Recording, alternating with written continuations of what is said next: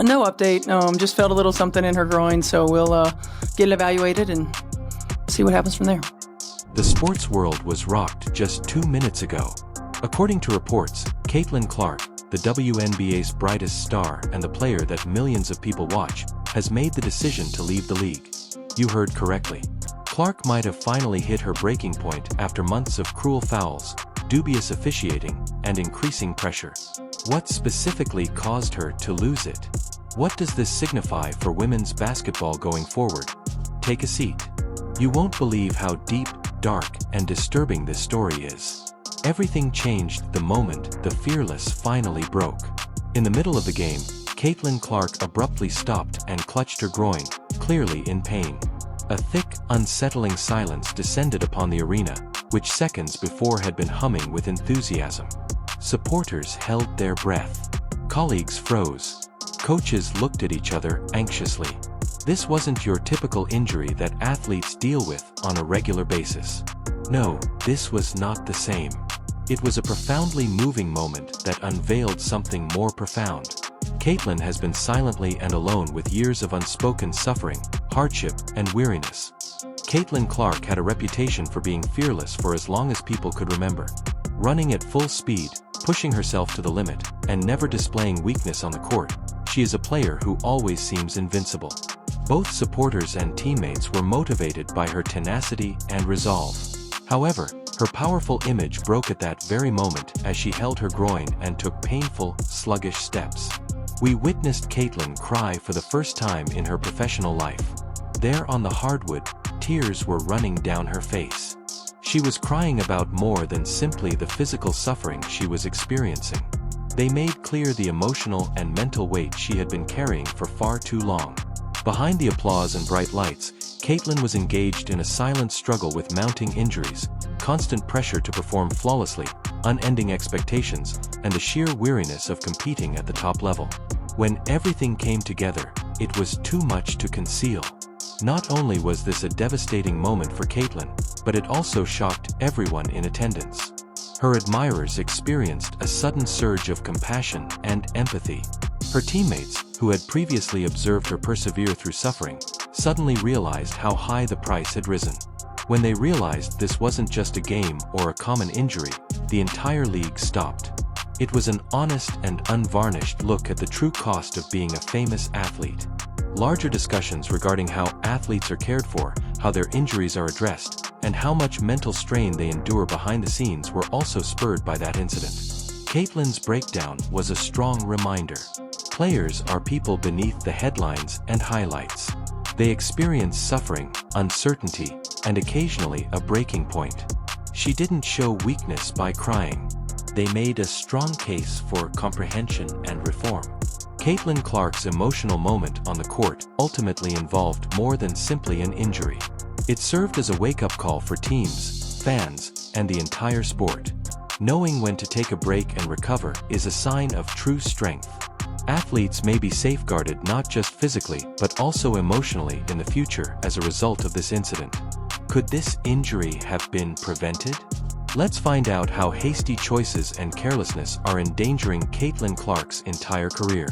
The damage that is concealed. Hidden damage can occur unexpectedly or unintentionally. It was the outcome of months of carelessness, pressure, and errors. When she returned too soon after injuring her quad during preseason, everything went bad right away. The team hurried her back onto the court rather than giving her adequate time to completely recover. It was evident that the front office and coaches were more interested in generating excitement and selling tickets than in ensuring that their star player was actually prepared to play once more. The Fever staff continually encouraged Caitlin, the team's heart and soul, to continue playing even though she wasn't fully recovered, rather than protecting her. Instead than being viewed as significant medical issues requiring rest and appropriate care, injuries were viewed as negative headlines that needed to be managed or concealed. Her body became a ticking time bomb as a result of this strategy, always in danger of failing. She had to deal with a harsh schedule. There was hardly any time to recover between games. Furthermore, Caitlin found it nearly impossible to establish a constant rhythm or remain flexible and prepared due to the team's unclear and erratic rotations. Rather than carefully controlling her playing time to save her health, she was abruptly thrust in and yanked out. she was just more susceptible to greater harm as a result. Traveling all the time also had a negative impact. Traveling between cities, adjusting to different time zones, and not getting enough sleep all add up. She was mentally and physically exhausted by the never-ending cycle. More than anyone outside the squad realized, Caitlin was exhausted from this taxing regimen. When taken as a whole, these elements point to a risky habit of neglect. In addition to hurting Caitlin's prospects of having a successful season, the Fever's approach is endangering her entire career.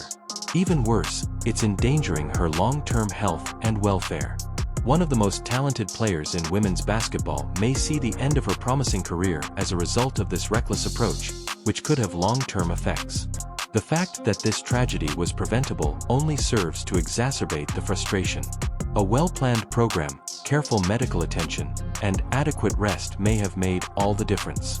Instead, the Fever's focus on short-term excitement and immediate wins blinded them to what matters: the health and future of their franchise player.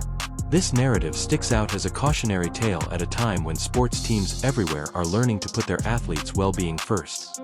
Caitlin Clark's battle serves as a reminder that thorough patient care is more important than any amount of hype or rapid returns. Before it's too late, they must alter their path and fast if they wish to maintain their star's brightness. The injury to Caitlin Clark was not an accident. It is the outcome of months of disregard, coercion, and bad choices made in an attempt to get rapid gains. But was the failure solely due to her management? Let's examine Caitlin Clark's valiant struggle against cruel defenses, uneven officiating, bodily assaults, and emotional warfare. Physical ailments are only one aspect of Caitlin Clark's challenges. Few fans truly see or comprehend the struggle she experiences each time she takes the court. It goes beyond her physical discomfort. Dealing with opponents' incredibly difficult and frequently rough defense is a daily struggle. When defending her, players on the opposing team don't hold back. They shove, push, and occasionally even go too far in their violent physical play. However, the officials who are meant to maintain the game's safety and fairness frequently turn a blind eye. Caitlin has found this tendency to be taxing and irritating throughout the season. She has been subjected to rough treatment by opponents, and referees hardly ever call fouls or penalties to defend her. Caitlin has been compelled to fight on several fronts as a result. She must endure not just bodily discomfort but also the injustice of missed calls. She fights the clock, the other players, and a system that doesn't seem to want to defend her. During a recent game, the tension eventually reached a breaking point. Caitlin became enraged after being blocked, shoved, and held repeatedly without any fouls being called. She yelled at a referee to mature in an uncommon and audacious time. Although it was an unexpected and powerful outburst, it made perfect sense to people who are aware of the pressure she is under. Fans in the league were given a rare, candid glimpse into Caitlin's innermost thoughts during the season: anger, frustration, and powerlessness. She has been struggling so hard against a system that frequently fails her, in addition to other teams. There was more to her remarks than merely the intensity of the situation. They were an appeal for respect and fairness. She insisted that those in charge of upholding the regulations carry out their duties and keep the athletes safe. Caitlin's audacious response demonstrates the amount of pressure she has been under and how weary she is of being on her own. It's an appeal for accountability from the referees, coaches, and league executives who are in charge of ensuring that everyone can play the game safely and fairly. There are multiple players involved in this scenario. It draws attention to more significant issues in the sport, problems with women's basketball officiating, and how player safety is occasionally disregarded. Caitlin's battle serves as a potent reminder that every outstanding performance is the result of a human being deserving of respect and safety. Her message could result in significant improvements that make the game safer and more equitable if the league pays attention. Until then, Caitlin Clark will keep fighting for the respect and consideration that every player deserves, not only for points and victories. There is more to Caitlin Clark's battle than just an injury.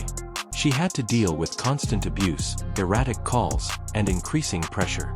Let's find out how misunderstanding and poor management are pushing the league's top player perilously near to her breaking point, enduring suffering as the squad disintegrates. Every time Caitlin Clark takes the court, she gives it her all, regardless of the obstacles she faces. She is the team's lifeblood and the engine of the Indiana Fever's offense. She consistently scores points, provides assists, and skillfully and resolutely leads her teammates. Caitlin perseveres despite her body's inability to keep up due to injury after injury, displaying amazing fortitude and resiliency. However, there is a troubling fact that lays beneath the surface of her unwavering endeavor. The amount of time Caitlin has spent playing has been inconsistent. She occasionally spends only a few minutes on the court before being hauled out for extended periods of time before being put back in. She finds it almost impossible to establish a continuous rhythm due to these erratic minutes, which is quite important for any athlete, particularly one who is recovering from injuries. In addition to being annoying, this stop-and-go cycle is physiologically detrimental. Her body doesn't have much time to warm up or heal properly because it is already weak from pain and effort. The result, her injuries get worse and her confidence progressively goes away. Confusion and difficulty have increased as a result of the coaching decisions. The coaches have taken actions that appear haphazard or hurried rather than carefully monitoring her health and performance. Caitlin is being treated more like a rookie learning the ropes than the franchise leader she is because there is no clear plan in place to safeguard their star player.